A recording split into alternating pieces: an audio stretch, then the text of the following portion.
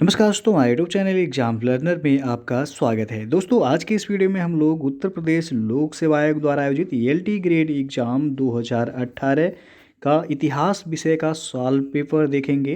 तो आपको पता ही होगा कि एलटी ग्रेड एग्जाम जो 2018 में कराया गया था, तो टोटल इसमें 150 क्वेश्चन पूछे जाते हैं। तो जिन लोगों का एसएसटी सब्जेक्ट रहा होगा और इतिहास उसमें आपका विषय रहा होगा, तो उन लोगों के लिए काफ़ी महत्वपूर्ण है। तो 120 प्रश्न दो विषय से मिलाकर पूछा जाता है और बाकी 30 क्वेश्चन इसमें जीएस का होता है, जो कि सभी के लिए कॉमन होता है। तो ये आपका इतिहास का सॉल्व पेपर है, जो कि 2018 में ये पेपर जो है आया था।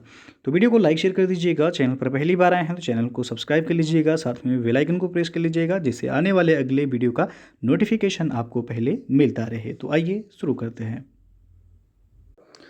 दोस्तों, अनअकैडमी पे भी रिपब्लिक डे स्पेशल ऑफर चल रहा है, जिसमें आपको 6 मंथ का फ्री एक्सटेंशन दिया जा रहा है। यदि आप 12 महीने या अधिक की सब्सक्रिप्शन जो है लेते हैं, तो आपको 6 महीने की सब्सक्रिप्शन बिल्कुल मुफ्त जो है दिया जा रहा है। ये ऑफर आपका 25 जनवरी से लेकर के 27 जनवरी तक वैलिड है। तो यदि आप यूपीपीएससी या फिर यूपी कि किसी भी एग्ज़ाम की प्रिपरेशन करना चाहते हैं, तो आप अनअकैडमी लर्निंग प्लेटफॉर्म से जुड़ के अपनी तैयारी को बेहतर कर सकते हैं। नीचे डिस्क्रिप्शन में लिंक दे दिया गया है, जहाँ पे यहाँ पे जाके आप जो है ज्वाइन कर सकते हैं या फिर जो है आप डिटेल जो है देख सकते हैं। तो यदि आप सब्सक्रिप्शन लेते हैं तो हमारा रेफरल कोड आप यूज कीजिएगा एग्जाम लर्नर, या फिर आप यूपी एग्ज़ाम 10 भी यूज कर सकते हैं, जिसमें आपको 10% का एडिशनल डिस्काउंट भी मिल जाएगा। तो नीचे डिस्क्रिप्शन में इसका भी आपको लिंक दे दिया गया है, वहाँ से जाके आप चेक कर सकते हैं। और दोस्तों, अनअकैडमी पे जो है विजेता UPPSC prelims GS paper first का जो है टेस्ट सीरीज कराया जा रहा है, और इसमें आपको फुल मार्क्स जो है ये 200 का होगा और टाइम ड्यूरेशन जो है 2 आवर्स है। और इसमें फर्स्ट रैंक आने वाले जो है कैंडिडेट को जो है 100% स्कॉलरशिप दिया जाएगा, जो कि 1 ईयर का जो है आपका रहेगा प्लस सब्सक्रिप्शन। सेकेंड और थर्ड रैंक वालों को 50% स्कॉलरशिप जो है दिया जाएगा, और फोर्थ से लेके 25 रैंक तक जो है 25% का स्कॉलरशिप जो है दिया जाएगा, वो भी 1 ईयर के सब्सक्रिप्शन पर। तो लैंग्वेज जो है टेस्ट का लैंग्वेज दोनों जो है मीडियम में होगा, इंग्लिश और हिंदी। तो इसे आप लोग जो है ज्वाइन कर सकते हैं। नीचे डिस्क्रिप्शन में इसका लिंक दे दिया गया है, वहाँ से जाके जो है आप चेक कर सकते हैं। और यदि आप अनअकैडमी पे किसी भी कोर्स का सब्सक्रिप्शन लेना चाहते हैं, तो हमारा रेफरल कोड यूज कीजिएगा एग्जाम लर्नर, जिससे आपको 10% का वहाँ पे डिस्काउंट भी मिल जाएगा। तो ये रेफरल कोड आप सब्सक्रिप्शन लेते टाइम यूज जरूर कीजिएगा। तो दोस्तों, यहाँ पे आप देख सकते हैं ये एलटी ग्रेड एग्जाम 2018 इतिहास का ये हल प्रश्न पत्र है। तो जो सबसे पहला प्रश्न इसमें पूछा गया था कि हड्डी की मातृ देवी मूर्ति प्राप्त हुई है कहाँ से। तो ये बिंद घाटी के उच्च पूर्व पाषाण काल से प्राप्त हुआ है, यानी कि डी ऑप्शन यहाँ पे सही हो जाएगा। उत्तर प्रदेश के मिर्जापुर क्षेत्र में अवस्थित बेलर नदी घाटी के लोहंदा नामक पुरा स्थल से हड्डी निर्मित मातृ देवी की मूर्ति उच्च पूर्व पाषाण काल से प्राप्त हुई है। तो डी ऑप्शन यहाँ सही हो जाएगा। दूसरा प्रश्न है बूचड़खाना क्षेत्र का साक्ष्य प्राप्त हुआ है। तो यह महदहा से प्राप्त हुआ है। ए ऑप्शन यहाँ पे सही हो जाएगा। महदहा ये उत्तर प्रदेश के प्रतापगढ़ जिले में जो है स्थित है। तीसरा प्रश्न है इनमें से किन्हें भारत के प्राग इतिहास के अध्ययन को आरंभ करने का श्रेय दिया जाता है। तो दिया जाता है रॉबर्ट ब्रूस फूट को। बी ऑप्शन यहाँ पे सही हो जाएगा। भारतीय प्रागैतिहास के जनक ब्रिटिश भूविज्ञानी रॉबर्ट ब्रूस फूट थे, और 1863 ईस्वी में चेन्नई के निकट पल्वरम से पाषाण निर्मित उपकरण जैसे कुल्हाड़ी की निर्णायक खोज के बाद इन्होंने अपने सहयोगी विलियम किंग के साथ मिलकर के दक्षिण एवं पश्चिम भारत में प्रागैतिहास काल से संबंधित अनेक महत्वपूर्ण खोज की, और इन्होंने लगभग 33 वर्ष भूवैज्ञानिक सर्वेक्षण में बिताए, और इन्हें प्रायः भारतीय प्रागैतिहास का पिता भी माना जाता है। चौथा जो प्रश्न है निम्न हड़प्पीय स्थलों में से किनमें चावल की खेती के प्रमाण मिले हैं। नीचे दिए गए कूट का प्रयोग कर सही उत्तर चुनिए। तो पहला दिया गया है इसमें कालीबंगा, दूसरा है लोथल, तीसरा है मोहनजोदड़ो, चौथा है सुरकोटदा। तो कूट से आपको बताना है कि कौन सा ऑप्शन सही होगा यहाँ पे। तो यहाँ पे जो सही हो जाएगा आपका कालीबंगा से मिला था, और जो है आपका लोथल से। पहला और दूसरा यानी कि ये ऑप्शन यहाँ पे सही हो जाएगा। कालीबंगा ये आपका राजस्थान में है, लोथल ये गुजरात में है, और मोहनजोदड़ो ये आपका पाकिस्तान में पड़ता है, पाकिस्तान के लरकाना ज़िले में है, और सुरकोटदा ये गुजरात के कच्छ ज़िले में स्थित है। तो कालीबंगा और लोथल ये जो है हड़प्पीय स्थलों से चावल की खेती के प्रमाण मिले हैं? तो ए ऑप्शन यहाँ सही होगा। पांचवा प्रश्न है, किस पुरास्थल के दुर्ग में 7 अग्निकुंड प्राप्त हुए हैं? तो ये कालीबंगा में, डी ऑप्शन यहाँ पे सही हो जाएगा। कालीबंगा आपको बताया गया राजस्थान के ये गंगानगर जिले में स्थित है और यह सैंधव सभ्यता का एक महत्वपूर्ण पुरास्थल है। इसकी खोज वर्ष 1951 में अमलानंद घोष ने की थी। छठवां प्रश्न है, हड़प्पा संस्कृति की पूर्वी सीमा थी? तो पूर्वी सीमा थी आलमगीरपुर, डी ऑप्शन यहाँ पे सही हो जाएगा। हड़प्पा सभ्यता का सबसे पूर्वी स्थल वह हिंडन नदी के किनारे आलमगीरपुर जो कि उत्तर प्रदेश में स्थित है और आलमगीरपुर यह हड़प्पा के सबसे पश्चिमी स्थल सुरका गेंडोर से जो है करीब 1600 किलोमीटर की दूरी पर स्थित है और आलमगीर का उत्खनन 1958 में यज्ञदत्त शर्मा ने कराया था। सातवां प्रश्न है, धौलावीरा के निम्नतम प्रथम चरण का जमाव किस संस्कृति से संबंधित है? तो यह विकसित हड़प्पा संस्कृति से संबंधित है, सी विकल्प यहाँ पे सही हो जाएगा। आठवां प्रश्न है, नारायण के साथ विष्णु के तादात्म्य का प्राचीनतम उल्लेख प्राप्त होता है? तो तैत्तिरीय आरण्यक से, ये ऑप्शन यहाँ पे सही हो जाएगा। तैत्तिरीय आरण्यक ये यजुर्वेद से संबंधित आरण्यक है। अगला जो प्रश्न है आपका, नरसिंह मेहता किस भक्ति शाखा से जुड़े थे? तो ये जुड़े हैं वैष्णव भक्ति शाखा से, यानी कि बी विकल्प यहाँ पे सही हो जाएगा। और ये जो है 15वीं सदी के गुजरात के संत कवि थे। इनके द्वारा रचित वैष्णव जन तो तेनो कहिए ये भजन गांधी जी का प्रिय भजन था। तो ये भी पूछा जाता है कि किसके द्वारा ये लिखा गया था। अगला जो प्रश्न है, इनमें से कौन वैदिक सूर्य देवता नहीं थे? तो वह थे विश्वकर्मा, डी सी ऑप्शन जो है सही होगा यहाँ पे। सावित्री, विष्णु, उरुक्रम तथा सविता ये वैदिक सूर्य देवता से संबंधित है, जबकि विश्वकर्मा यह शिल्पियों का जो है मुखिया थे। इन्हें निर्माण एवं सृजन का देवता भी माना जाता है। अगला क्वेश्चन है, ऋग्वेद के किस मंडल में गायत्री मंत्र लिखा गया है? तो तृतीय मंडल में, सी विकल्प यहाँ पे सही हो जाएगा। ऋग्वेद सर्वाधिक प्राचीन वेद है। गायत्री मंत्र ऋग्वेद में उल्लिखित है और इसके रचनाकार विश्वामित्र हैं। यह सूर्य देवता को समर्पित है और यह मंत्र ऋग्वेद के तृतीय मंडल में वर्णित है। तो सी ऑप्शन सही हो जाएगा। 12वां क्वेश्चन है, भगवती सूत्र किस धर्म से संबंधित है? तो ये जैन धर्म से संबंधित है, बी ऑप्शन यहाँ पे सही हो जाएगा। भगवती सूत्र जैन धर्म का सर्वाधिक महत्वपूर्ण ग्रंथ है। इसमें जैन धर्म के सिद्धांतों के अतिरिक्त स्वर्ग और नरक के विषय में भी विस्तृत वर्णन किया गया है। अगला प्रश्न है, कनिष्क बौद्ध धर्म के किस संप्रदाय का अनुयायी था? तो यह था महायान, बी विकल्प यहाँ पे सही हो जाएगा। कनिष्क ये बौद्ध धर्म के महायान संप्रदाय का अनुयायी था। बौद्ध धर्म की चतुर्थ संगीति जो कि कुषाण शासक कनिष्क के राज्यकाल में कश्मीर के कुंडल वन में हुई थी, इसकी अध्यक्षता वसुमित्र ने की थी और अशुघोष जो है इसके उपाध्यक्ष बने थे। इसी समय बौद्ध धर्म यह हीनयान और महायान ये नामक दो अस्पष्ट संप्रदायों में जो है बट गया था। तो यहाँ पे पूछा गया है कनिष्क बौद्ध धर्म के किस संप्रदाय का अनुयायी था? तो महायान का। अगला क्वेश्चन है, प्रथम जैन समिति किसने आहूत की थी? तो यहाँ पे आप देख सकते हैं इसका सही आंसर हो जाएगा स्थूलभद्र। प्रथम जैन समिति यानी कि सभा ये चतुर्थ शताब्दी ईसा पूर्व में पाटलिपुत्र में स्थूलभद्र की अध्यक्षता में संपन्न हुई थी। इस सभा में जैन धर्म के 12 अंगों का संकलन किया गया और इसमें भद्रबाहु के अनुयायियों ने भाग नहीं लिया था, जबकि द्वितीय जैन सभा ये 6ठी शताब्दी में वल्लभी में जो है देवर्धिगण या शर्माश्रमण की अध्यक्षता में संपन्न हुई थी। 15वां क्वेश्चन है, भगवान बुद्ध ने अपना पहला उपदेश कहाँ दिया था? तो ऋषिपत्नम जो कि सारनाथ के नाम से भी जाना जाता है। डी ऑप्शन यहाँ पे सही हो जाएगा। 6 वर्षों की कठिन साधना के बाद 35 वर्ष की अवस्था में वैशाख पूर्णिमा की रात्रि को एक पीपल के वृक्ष के नीचे गौतम को जो है ज्ञान प्राप्त हुआ। ज्ञान प्राप्ति के बाद वह बुद्ध कहलाए। ज्ञान प्राप्ति के पश्चात गौतम बुद्ध ने अपने मत का प्रचार प्रारंभ किया।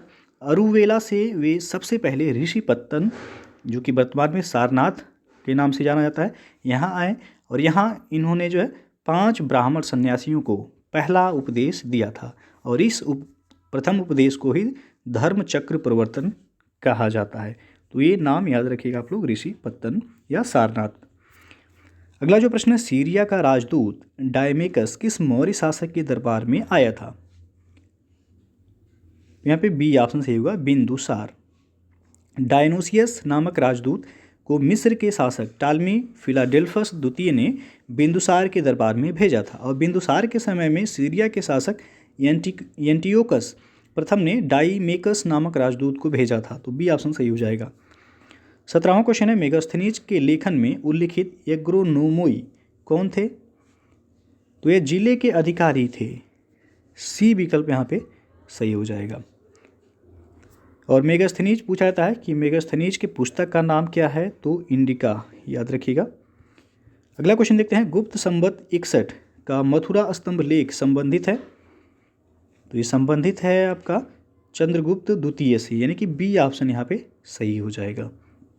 गुप्त संवत 61 का मथुरा लेख चंद्रगुप्त द्वितीय का जो समय काल था वह था 375 से लेके 415 ईस्वी, और वह प्रथम गुप्त शासक था जिसने परम भागवत की उपाधि धारण की थी। मेहरौली लेख के अनुसार उसने विष्णुपद पर्वत पर विष्णु ध्वज की स्थापना भी कराई थी। 19वां प्रश्न है, इनमें से किस चोल शासक की उपाधि गंगईकोंड थी? तो यह राजेंद्र प्रथम का, बी विकल्प सही हो जाएगा। राजराज प्रथम की मृत्यु के बाद उसका योग्यतम पुत्र राजेंद्र प्रथम सम्राट बना। उसने अपने पिता की साम्राज्यवादी नीति को आगे बढ़ाया। राजेंद्र प्रथम का काल वह चोल शक्ति का चरमोत्कर्ष काल था। राजेंद्र प्रथम के बारे में कहा गया है कि उसने बंगाल की खाड़ी को चोल झील का स्वरूप प्रदान कर दिया था। अगला प्रश्न देखते हैं कि राजराज प्रथम की माता का क्या नाम था? तो उनके माता का नाम था वानवन महादेवी। डी ऑप्शन जो है सही हो जाएगा। राजराज प्रथम का जो समय काल था वह था 985 से लेकर के 1014, और जो है परांतक द्वितीय का पुत्र ये है आरिमोली वर्मा था, जो कि राजराज के नाम से प्रसिद्ध हुआ था। इसकी माँ वानवन महादेवी परांतक की मृत्यु के बाद सती हो गई थी। तो डी ऑप्शन सही हो जाएगा यहाँ। 21वां प्रश्न है, निम्नलिखित कथनों पर विचार कीजिए। पहला दिया गया, पृथ्वीराज चौहान ख्वाजा मोइनुद्दीन चिश्ती के समकालीन थे। दूसरा है, गयासुद्दीन तुगलक निजामुद्दीन औलिया के समकालीन थे। तो उपयुक्त कथनों में से कौन सा सही है? तो इसमें दोनों ही सही है, तो सी ऑप्शन सही हो जाएगा आपका, 1 और 2 दोनों। ख्वाजा मोइनुद्दीन चिश्ती मोहम्मद गोरी के साथ भारत आए थे और अजमेर के खानकाह जो है, यानी कि उन्होंने निवास स्थान अजमेर को बनाया था। यहीं पर उन्होंने भारत में चिश्तिया संप्रदाय की भी स्थापना की थी। उस समय अजमेर पृथ्वीराज चौहान के अधीन था। और गयासुद्दीन तुगलक, ये तुगलक वंश का संस्थापक व दिल्ली का प्रथम शासक था, जिसने गाजी की उपाधि भी धारण की थी।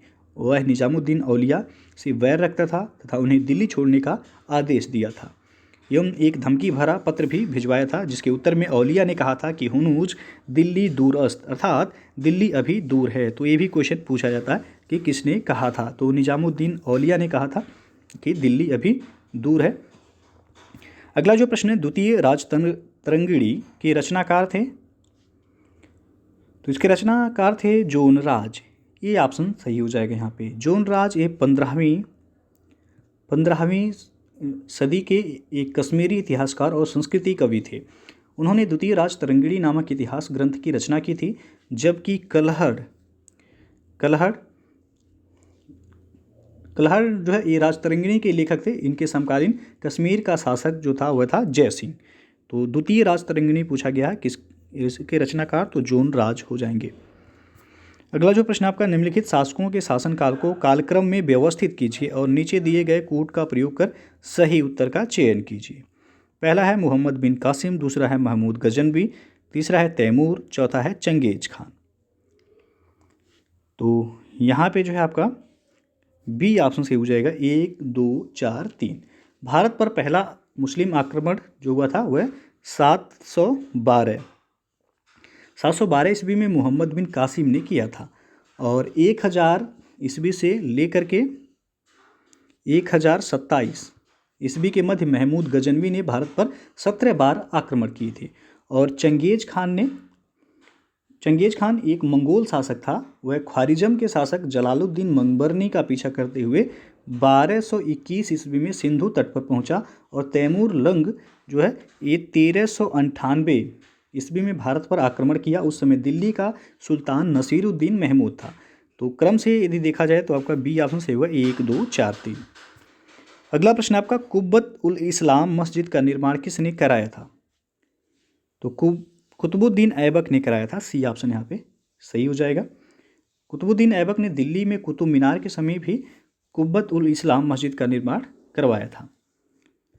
अगला जो प्रश्न है आपका कि इल्तुतमिश के विषय में निम्नलिखित कथनों में से कौन सा सही है? पहला दिया गया है इसमें, इल्तुतमिश ने अपने प्रभुत्व की मान्यता खलीफा द्वारा प्राप्त की थी। दूसरा है, इल्तुतमिश ने बंगाल के सुल्तान गियासुद्दीन को हराकर लखनौती पर अधिकार किया। तो नीचे दिए गए कोड की सहायता से सही उत्तर का चयन कीजिए। तो यहाँ पे आपका पहला और दूसरा दोनों सही है, इसलिए सी विकल्प सही हो जाएगा।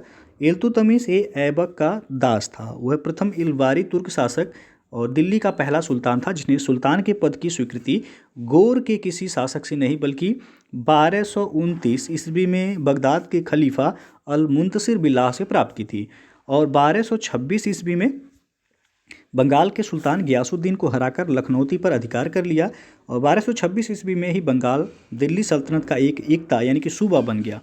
तो दोनों ही कथन सही हैं, इसलिए आपका सी विकल्प सही हो जाएगा यहाँ। 26वां प्रश्न है, निम्नलिखित घटनाओं को कालक्रमानुसार व्यवस्थित कीजिए तथा नीचे दिए गए कूट का प्रयोग कर सही उत्तर का चयन कीजिए। तो पहला दिया गया इसमें तैमूर का आक्रमण, दूसरा है सांकेतिक मुद्रा का प्रचलन, तीसरा है बाजार नियंत्रण नीति और चौथा है मलिक छज्जू का विद्रोह। तो इसमें जो आपका सही होगा सी ऑप्शन 4 3 2 1 आपका सही हो जाएगा। भारत पर जो है तैमूर लंग का आक्रमण वस्तुतः तुगलक शासक नसीरुद्दीन महमूद के समय में हुआ था। 1394 से लेकर के 1412 ईस्वी के जो है समय, और इसके काल में जो है 1398 में हुआ था तैमूर का आक्रमण। उसके बाद है सांकेतिक मुद्रा का प्रचलन। तो सांकेतिक मुद्रा का प्रचलन जो हुआ था वह मोहम्मद बिन तुगलक के द्वारा किया गया था और मोहम्मद बिन तुगलक का शासनकाल था 1329 से 1330 ईस्वी। उसके बाद जो है बाजार नियंत्रण की नीति अलाउद्दीन खिलजी के द्वारा शुरू किया गया था, आपको पता ही होगा। और अलाउद्दीन खिलजी जो है 1296 में बाजार नियंत्रण नीति लागू किया था। फिर है मलिक छज्जू का विद्रोह। तो जो है आपका मलिक जलालुद्दीन खिलजी के समय में ही 1290 ईस्वी में कड़ा मानिकपुर के सूबेदार मलिक छज्जू द्वारा विद्रोह किया गया था। तो क्रम से यदि आप देखेंगे तो यहाँ पे 4 3 2 1 जो है सही हो जाएगा। अगला प्रश्न है आपका, निम्नलिखित में से कौन सा सही सुमेलित नहीं है? एक तरफ घटना दिया गया है, दूसरी तरफ वर्ष दिया गया है, तो कौन सा सुमेलित नहीं है वो आपको बताना है।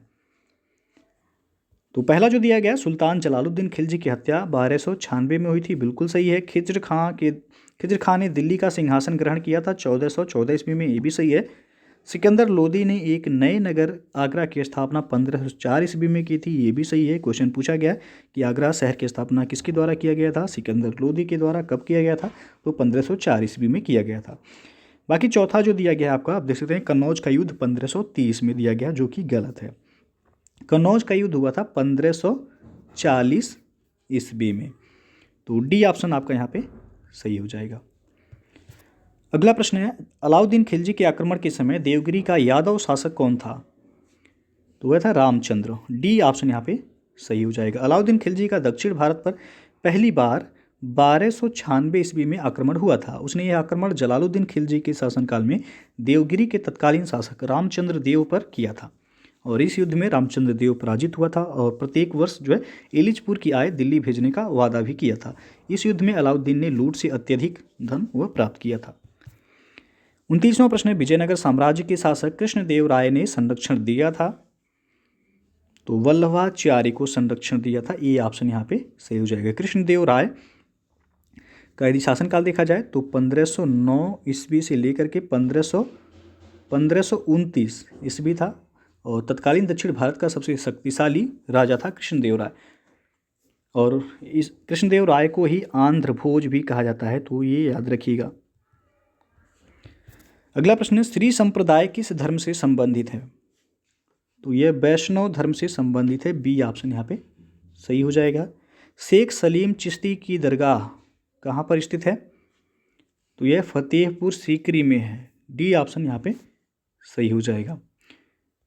अगला क्वेश्चन अब आपका, निम्न घटनाओं को कालक्रमानुसार व्यवस्थित कीजिए तथा नीचे दिए गए कूट का प्रयोग करते हुए सही उत्तर का चयन कीजिए। पहला है खुर्रम का विद्रोह, दूसरा है चौसा का युद्ध, तीसरा है धर्मत का युद्ध, चौथा है खुसरो का विद्रोह। तो सबसे पहले जो है आप देख सकते हैं 1539 ईस्वी में चौसा के युद्ध में 1539 में चौसा के युद्ध में हुमायूं को शेर शाह से पराजित होना पड़ा था और जहांगीर के सबसे बड़े पुत्र खुसरो ने जहांगीर के गद्दी पर बैठने के बाद ही विद्रोह किया था, जो कि 1606 ईस्वी में पराजित हुआ और 1623 में ही शहजादे खुर्रम के विद्रोह का महावत खां के नेतृत्व में वाली मुगल सेना ने दमन किया था और अप्रैल 1658 में मध्य प्रदेश में स्थित उज्जैन के निकट धर्मत का युद्ध हुआ था 1658 में, और औरंगजेब तथा दारा सिकोह के मध्य यह युद्ध हुआ था। तो क्रम से यदि आपका देखा जाए तो डी ऑप्शन सही होगा, 2 4 1 3 यहाँ पे सही हो जाएगा। अगला प्रश्न, राज दरबार में मीर ए तुजुक शब्द का प्रयोग किया जाता था। तो यहाँ पे जो है कोई भी ऑप्शन सही नहीं, आयोग के द्वारा जो है ये क्वेश्चन जो है डिलीट किया गया। तो आपको बता दें कि मुगल दरबार में मीर ए तुजुक जो है यानी कि ये धर्मानुष्ठान का अधिकारी था, इसका प्रमुख कार्य था धार्मिक उत्सवों आदि का प्रबंध करना था। तो ऑप्शन में आप देख सकते हैं कोई भी विकल्प यहाँ पे सही नहीं है, तो आयोग के द्वारा जो है ये क्वेश्चन डिलीट किया गया था। अगला प्रश्न, अकबर के शासनकाल में उपज का कितना प्रतिशत भूराजस्व के रूप में किसानों से लिया जाता था? तो 33 सही 1/3% लिया जाता था, सी विकल्प यहाँ पे सही हो जाएगा। अगला प्रश्न है, किरोरी शब्द किसकी प्रशासनिक व्यवस्था में राजस्व अधिकारी के लिए प्रयुक्त किया जाता था? तो अकबर, डी ऑप्शन यहाँ पे सही हो जाएगा। किरोरी शब्द अकबर की प्रशासनिक व्यवस्था में राजस्व अधिकारी के लिए प्रयुक्त किया जाता था। अगला क्वेश्चन है, अकबर के शासनकाल में प्रचलित एक दाम दशमलव मुद्रा की में कितने पैसे के बराबर थी? तो ये 2 पैसे के बराबर थी, सी ऑप्शन सही हो जाएगा यहाँ पे। अगला प्रश्न है, पैबाकी शब्द से तात्पर्य था? तो भूमि से, डी ऑप्शन यहाँ पे सही हो जाएगा। मुगल काल में पैबाकी शब्द से तात्पर्य भूमि था।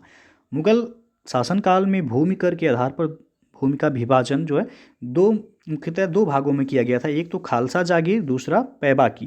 तो पैबाकी के अंतर्गत आने वाली भूमि अस्थायी रूप से केंद्रीय नियंत्रण में रहती थी और मुगल काल में जागीरों के हस्तांतरण की एक आम प्रक्रिया बन गई थी। ऐसे हस्तांतरणों के समय यह भूमि केंद्र की देखरेख में रहती थी और इसे पैबाकी कहा जाता था। अगला प्रश्न है, निम्न में से किस कृति को उसके फारसी अनुवादकों द्वारा रज्मनामा शीर्षक दिया गया? तो महाभारत, बी ऑप्शन यहाँ पे सही हो जाएगा। अकबर के आदेश से महाभारत के विभिन्न भागों का रज्मनामा नाम से फारसी में अनुवाद नकीब खां, बदायूनी तथा फैजी के द्वारा विभिन्न विद्वानों के सम्मिलित प्रयत्नों से किया गया था। इसके अतिरिक्त बदायूनी ने रामायण का, फैजी ने लीलावती का और अबुल फजल ने कालिया दमन का फारसी में अनुवाद किया था। 39वां प्रश्न है, निम्नलिखित को उनकी निर्माण तिथि के क्रम में व्यवस्थित कीजिए तथा नीचे दिए गए कूट का प्रयोग करके सही उत्तर का चयन कीजिए। तो सबसे पहले आगरा का किला, उसके बाद है दिल्ली का लाल किला, फिर है कुतुब मीनार और चौथा है ताजमहल। तो कुतुब मीनार का निर्माण जो है देखा जाए तो 1193 ईस्वी में कुतुबुद्दीन ऐबक द्वारा प्रारंभ किया गया था, जिसे इल्तुतमिश ने पूरा करवाया था। आगरा का किला, तो आगरा का किला जो है अकबर के शासनकाल में 1573 ईस्वी में बनकर तैयार हुआ था। शाहजहां के समय में 1618 ईस्वी में दिल्ली के लाल किले की नींव रखी गई थी, 1618 ईस्वी में, और इसका निर्माण जो है 1647 में पूरा हुआ था। ताजमहल का निर्माण 1631 ईस्वी में प्रारंभ हुआ था और यह 1648 ईस्वी में बनकर तैयार हुआ था। तो क्रम से यदि देखा जाए तो यहाँ पे बी ऑप्शन सही होगा, 3 1 2 4। अगला जो क्वेश्चन है, भारत में पुर्तगालियों द्वारा प्राप्त किए गए स्थानों को उनके वर्षों से सुमेलित कीजिए तथा नीचे दिए गए कूट का प्रयोग करके सही उत्तर का चयन कीजिए। तो यहाँ पे ए बी एक तरफ है और यहाँ पे सी डी अलग दे दिया गया है। तो चलिए जो है देखते हैं कालीकट। तो कालीकट को 1500 ईस्वी में प्राप्त किया गया था। कन्नानौर को जो है 1502 ईस्वी में। तो ये जो है आप याद रखिएगा। फिर है धाबोल, तो धाबोल को 1522 ईस्वी में, और पुनानी को 1526 ईस्वी में। तो सुमेलित यदि करेंगे तो यहाँ पे डी ऑप्शन सही होगा, 3 4 1 2 सही होगा। अगला क्वेश्चन है, निम्न में से किस स्थान को 1661 ईस्वी में पुर्तगाल द्वारा दहेज स्वरूप अंग्रेजों को दिया गया? तो बम्बई को दिया गया था, सी विकल्प यहाँ पे सही हो जाएगा। 1661 ईस्वी में इंग्लैंड के सम्राट चार्ल्स द्वितीय का विवाह पुर्तगाल की राजकुमारी कैथरीन से होने पर चार्ल्स को बम्बई उपहार के रूप में प्राप्त हुआ था, और जिसे जो है उन्होंने 1668 ईस्वी में 10 पाउंड वार्षिक किराए पर ब्रिटिश जो है ईस्ट इंडिया कंपनी को दे दिया था। अगला प्रश्न है, निम्न में से कौन सा सही सुमेलित नहीं है? एक तरफ है घटना, दूसरी तरफ है तिथि, तो कौन सा सुमेलित नहीं है वो आपको बताना है। तो सबसे पहला जो दिया गया ब्लैक होल, तो ब्लैक होल घटना 20 जून 1756 को हुआ था, बिल्कुल सही है। प्लासी का युद्ध 23 जून 1757 को हुआ था, ये भी सही है। बक्सर का युद्ध 22 अक्टूबर 1764 को हुआ था, ये भी सही है। देवगांव की संधि दी गई 17 दिसंबर 1818, तो ये आपका गलत है। देवगांव की संधि 17 दिसंबर 1818 नहीं बल्कि 1803 ईस्वी में हुआ था, तो डी ऑप्शन सुमेलित नहीं है यहाँ पे।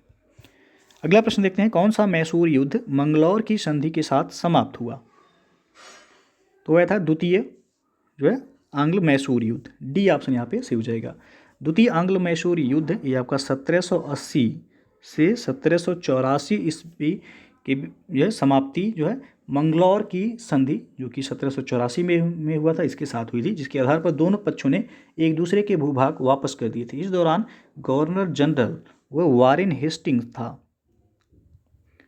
तो यहाँ पे जो है आपका डी ऑप्शन सही हो जाएगा। अगला प्रश्न है, 1857 के विद्रोह के समय मुगल शासक कौन था? तो वह था बहादुर शाह जफर, ये ऑप्शन यहाँ पे सही हो जाएगा।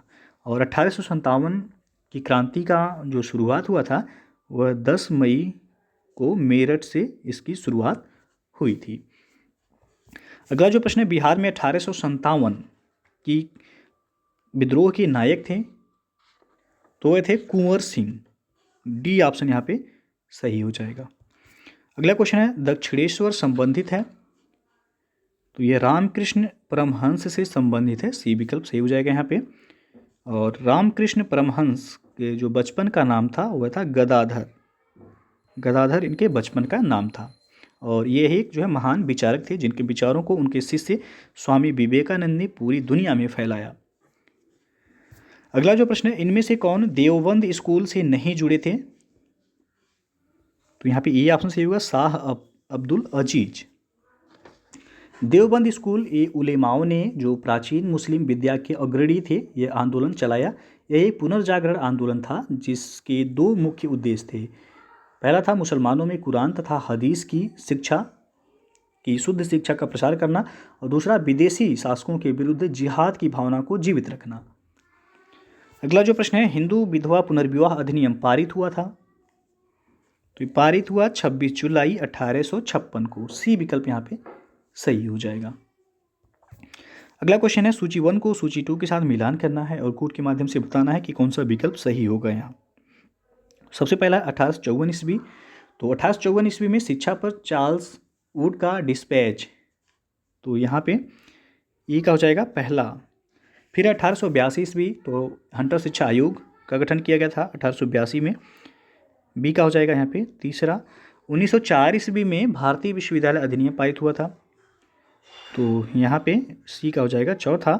और 1917 ईस्वी में सैडलर विश्वविद्यालय आयोग का गठन हुआ था, तो डी का हो जाएगा दूसरा। 1 3 4 2, 1 3 4 2 यानी कि 1 3 4 2, तो यहाँ पे जो है पहला ही ऑप्शन सही होगा 1 3 4 2। अगला क्वेश्चन है, डलहौजी के पहले विलय का सिद्धांत को किस राज्य पर लागू किया जा चुका था?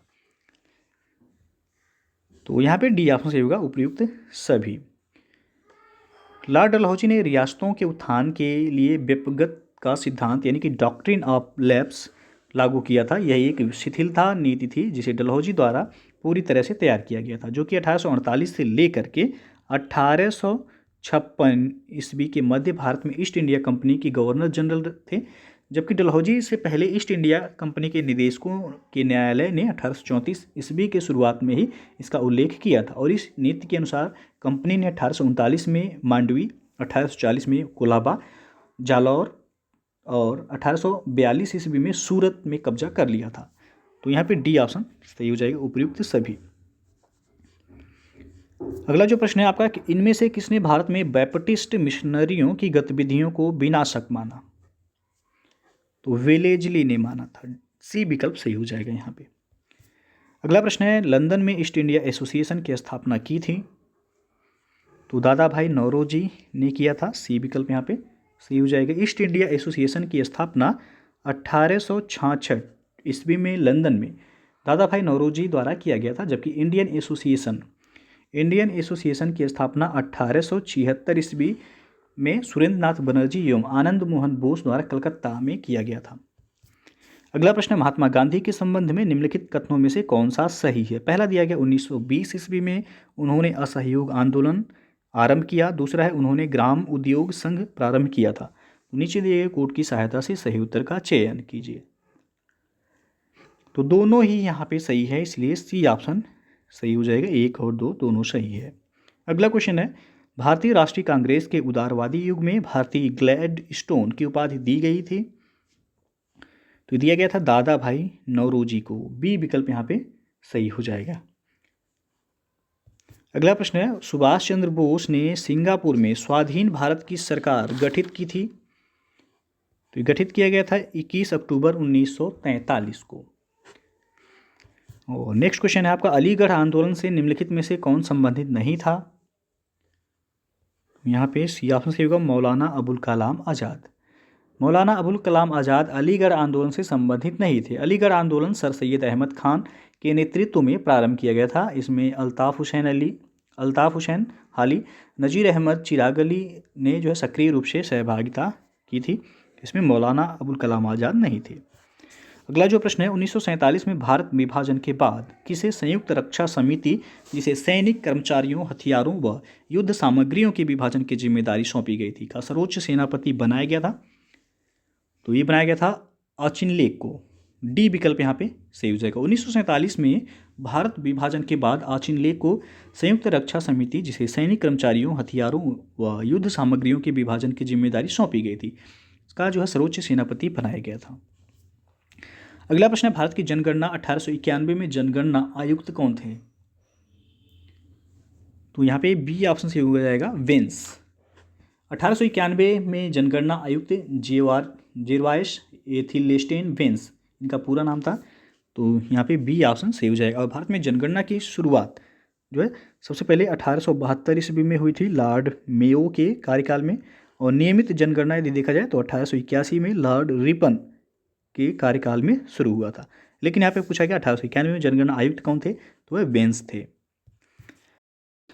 अगला जो प्रश्न है आपका सूची 1 को सूची 2 से सुमेलित कीजिए व इंगित कीजिए कि निम्न में से कौन सा सही सुमेलित नहीं है। एक तरफ है लेखक, दूसरी तरफ है उनकी कृति, तो कौन सा सुमेलित नहीं है ये आपको बताना है।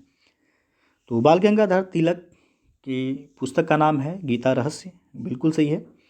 Aurobindo Ghosh the ideal of human unity दी गई है, बिल्कुल सही है। Jawaharlal Nehru the unity of India, तो ये भी सही है आपका।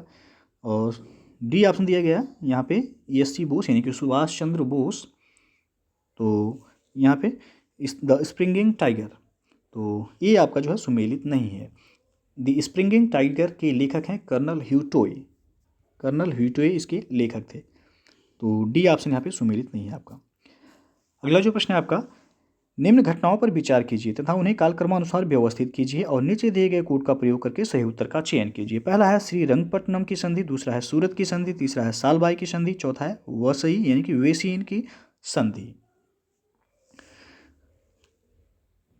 तो यहाँ पे जो है देख लेते हैं सूरत की संधि जो हुई थी ये आपका 1775 ईस्वी में संपन्न हुई थी। और प्रथम आंग्ल मराठा युद्ध का समापन सालबाई की संधि के द्वारा ही हुआ था 1782 ईस्वी में। उसके बाद जो है यहाँ पे तृतीय आंग्ल मैसूर युद्ध जो कि 1790 से 92 तक हुआ था, इसका जो है समापन यानी कि जो तृतीय आंग्ल मैसूर युद्ध था इसकी समाप्ति जो है श्रीरंगपट्टनम की संधि 1792 के द्वारा ही हुआ था, और इस संधि में अंग्रेजों की ओर से कार्नवालिस तथा मैसूर से टीपू सुल्तान शामिल थे। बसीन की संधि ये आपका 1802 ईस्वी में पेशवा बाजीराव द्वितीय और अंग्रेजों के मध्य हुई थी। तो कालक्रम अनुसार की यदि देखा जाए तो यहाँ पे सबसे पहले हो जाएगा सूरत की संधि, फिर हो जाएगा आपका सालबाई की संधि, फिर श्रीरंगपट्टनम की संधि और लास्ट में होगा बेसिन की संधि।